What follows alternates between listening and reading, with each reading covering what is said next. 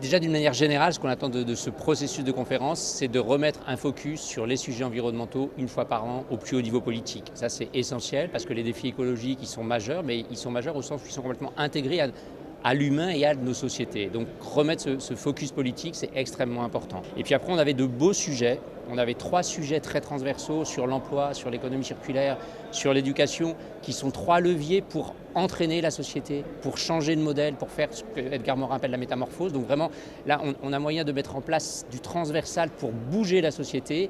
Et puis l'eau et la mer, c'est quand même juste d'où vient la vie et ce avec quoi elle peut continuer. Et donc, en termes de symbolique, de comment on prépare l'avenir des générations futures, là aussi on a 2 thèmes majeurs. Donc beaucoup d'attentes. Et puis je pense qu'on pourrait parler des métiers de la santé aussi, c'est extrêmement important.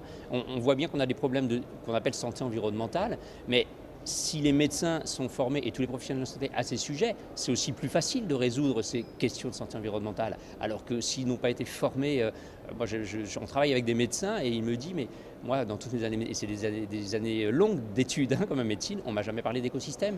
Quand on voit l'impact maintenant de l'antibiorésistance via le passage par les écosystèmes des résidus de médicaments, notamment vétérinaires, on voit bien qu'on a des enjeux vraiment très forts. Et c'est pour ça que je dis que cette table ronde, mais aussi celle sur l'emploi ou l'économie circulaire, sont des leviers transversaux pour faire bouger la société. C'est-à-dire qu'on est au cœur du système et la réponse environnementale, elle est de toucher le cœur du système, justement.